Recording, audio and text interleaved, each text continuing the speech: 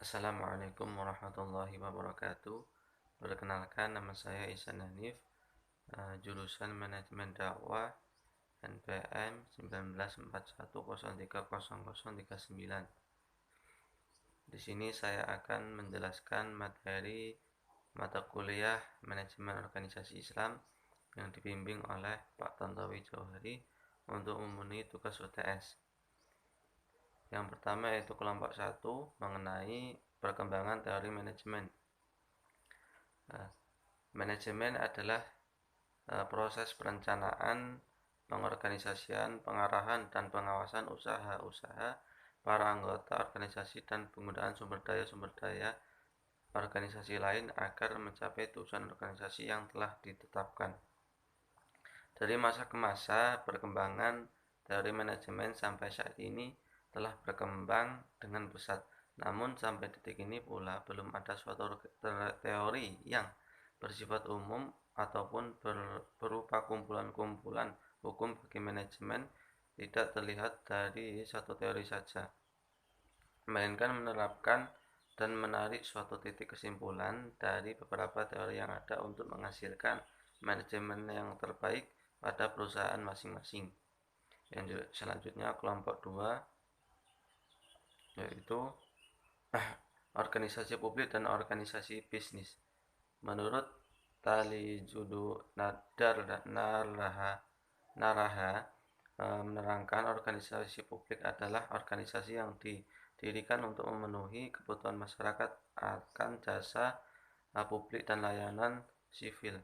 Organisasi publik adalah organisasi yang terbesar yang mewadahi seluruh lapisan masyarakat dengan ruang lingkup negara dan mempunyai kewenangan yang absyah atau terlegitimasi di bidang politik.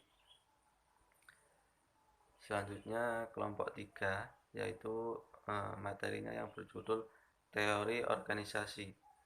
Menurut Ernest Dale, organisasi adalah suatu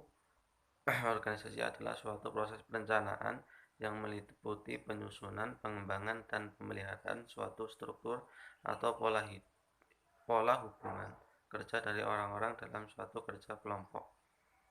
Ada 3 teori-teori organisasi. Yang pertama teori klasik, yang kedua teori neoklasik, yang ketiga adalah teori modern. Yang selanjutnya kelompok 4 tentang struktur organisasi. Ada 4 unsur struktur organisasi.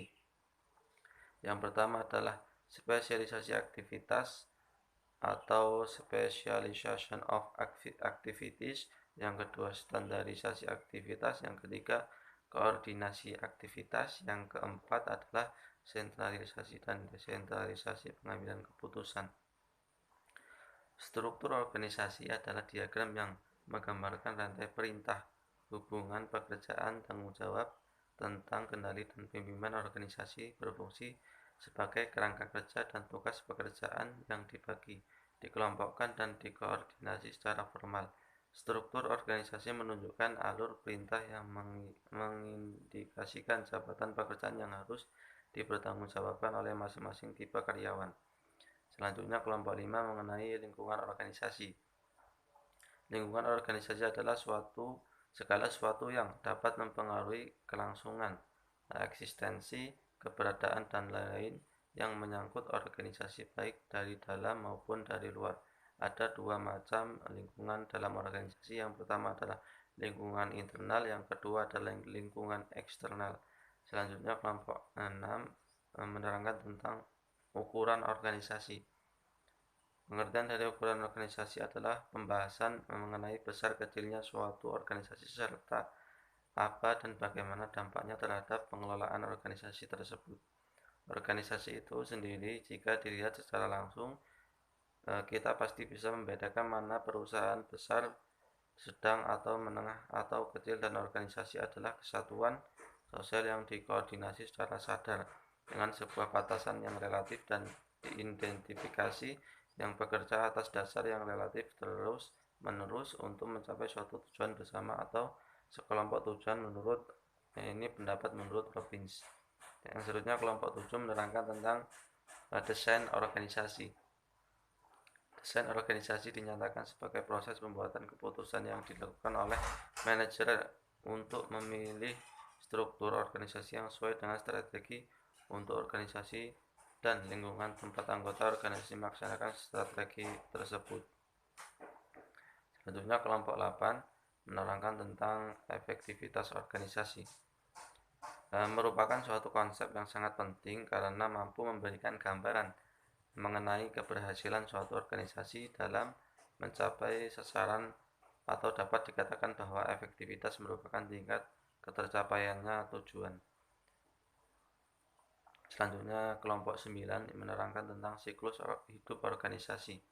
Siklus hidup organisasi adalah serangkaian tahapan pertumbuhan dan perkembangan sebuah organisasi hingga organisasi tersebut mungkin mati. Terdapat beberapa tahapan dalam siklus hidup organisasi, yaitu organizational growth atau pertumbuhan organisasi, yaitu organisasi yang mengembangkan keahlian dan kompetensinya. Selanjutnya yang terakhir adalah kelompok 10 menerangkan mengenai yang berjudul perubahan organisasi.